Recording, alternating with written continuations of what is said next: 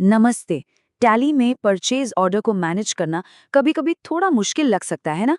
तो चलिए आज इसी पूरी प्रक्रिया को एकदम स्टेप बाय स्टेप समझते हैं और बिल्कुल आसान बनाते हैं। जरा सोचिए, किसी बिजनेस ने सामान ऑर्डर किया, डिलीवरी आई, पर उसमें से कुछ सामान खराब निकल गया और फिर आखिर में बिल में भी कुछ गड़बड़ हो गई। ये एक बहुत ही आम कारोबारी उलझन है, सही कहा ना? तो सवाल ये है कि टैली इस पूरी उलझन को सुलझाता कैसे है? आइए देखते हैं।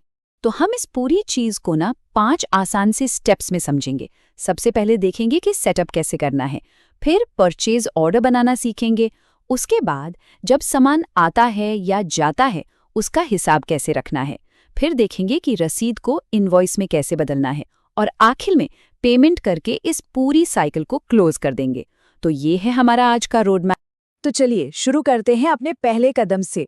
देखिए, इस पूरी प्रक्रिया को शुरू करने के लिए ना हमें टैली में बस एक छोटा सा वन टाइम सेटअप करना होगा।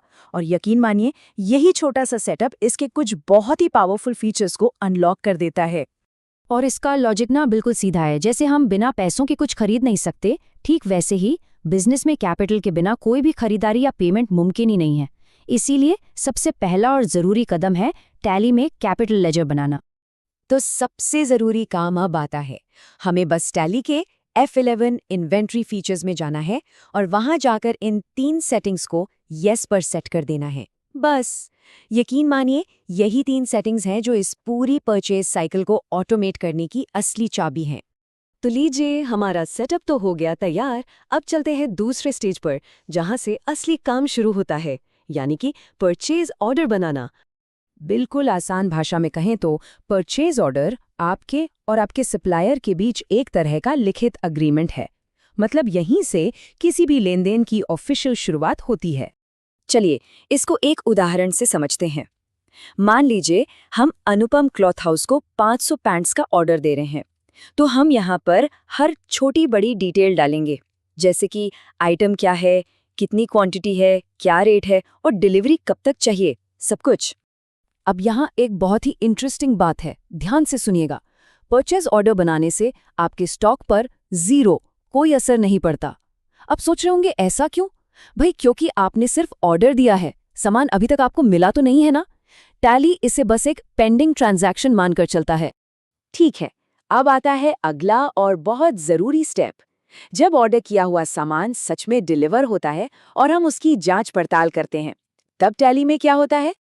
देखिए, जैसे ही सप्लायर से माल आता है, हम टैली में एक रिसीप्ट नोट बनाते हैं, जिसे आम भाषा में चालान भी कहते हैं। ये टैली को बस इतना बताता है कि हाँ, सामान अब हमारे गोडाउन में आ चुका है और बस इसी पल आपका स्टॉक समरी अपने आप अपडेट हो जाता है। लेकिन अब एक और सिचुएशन आती है जो बहुत ही कॉमन है ना? भाई जरूरी तो नहीं कि सारा का सारा सामान एकदम सही सलामत आए। तो क्या होगा अगर मिली हुई 500 पैंट्स में से कुछ खराब निकल जाए? ऐसे में टैली में क्या करना है? और यहीं पे टैली का समाधान सच में बहुत शानदार है। देखिए, जो सामान सही है उसके लिए हम बनाते हैं रिसीप्ट नोट, जिससे हमारा स्टॉक बढ़ जाता है। और जो सामान खराब है या जिसे हमें वापस भेजना है, उसके लिए हम बनाते हैं रिजेक्शन आउट नोट। इससे होता क्या है, न सिर्फ हमारा स्टॉक कम होता है, बल्कि बिल की जो रकम है वो भी अपने आप ही एडजस्ट हो जाती है। कमाल है। चलिए अब उस सबसे जरूरी कदम की तरफ बढ़ते हैं, जहां हम डिलीवरी के कागजात को एक फाइनल मतलब लीगल परचेज इनवॉइस में बदलते हैं। एक बात समझनी जरूरी है, रिसीप्ट नोट तो सिर्फ इस बात की कंफर्मेशन थी कि माल मिल गया। असली फाइनेंशियल लायबिलिटी मतलब पैसे देने की जिम्मेदारी तब शुरू होती है जब सप्लायर आपको पक्का बिल भेजता है, जिसे हम परचेज इनवॉइस कहते हैं। और यहीं पर टैली का असली जादू देखने को मिलता है। क्योंकि हमने पहले ही रिसीट नोट और रिजेक्शन आउट नोट बना दिया था, टैली क्या करता है, वो अपने आप फाइनल बिल की क्वांटिटी कैलकुलेट कर लेता है। मतलब हमें कुछ भी याद रखने या मैन्युअली हिसाब किताब करने की कोई ज़रूरत ही नहीं है। और जैसे ही हम ये परचेज इनवॉइस बनाते हैं ना, तो परचेज बिल पेंडिंग वाली रिपोर्ट से वो एंट्री गायब हो जाती है। क्यों? क्योंकि अब वो लेन देन पेंडिंग नहीं रहा, अब वो हमारे अकाउंट्स पेबल में एक पक्की देनदारी के तौर पर दिखने लगता है। तो लीजिए, अब हम आ गए हैं बिल्कुल आखिरी पड़ाव पर। अब बारी है सप्लायर को पेमेंट करने की और इस पूरे ट्रांजैक्शन को हमेशा के लिए क्लोज करने की।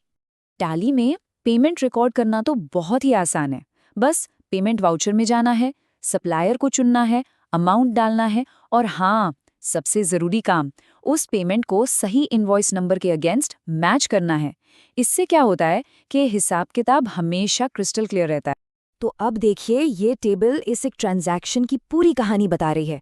हमने 2 लाख रुपए के ऑर्डर से शुरुआत की थी, फिर 1 लाख का माल वापस कर दिया, जिससे हमारा फाइनल बिल बना 1 लाख रुपए का, और आखिर में हमने 1 लाख रुपए की पेमेंट करके पूरा हिसाब बराबर कर दिया। सिंपल। और सच कहूं तो यही टैली की रिपोर्टिंग की असली ताकत है। ये हर ट्रांजैक्शन का एक ऐसा क्रिस्टल क्लियर ऑडिट ट्रेल तैयार कर देती है कि कंफ्यूजन की कोई गुंजाइश ही नहीं बचती। तो अब सवाल ये उठता है कि जब अपनी खरीदारी को इतना ज्यादा व्यवस्थित किया जा सकता है, तो जरा सोचिए बिजनेस के और कौन-कौन से हिस्से हैं जहां पर ऐसी ही क्लैरिटी लाई जा सकती है। ये सोचने वाली बात है ना।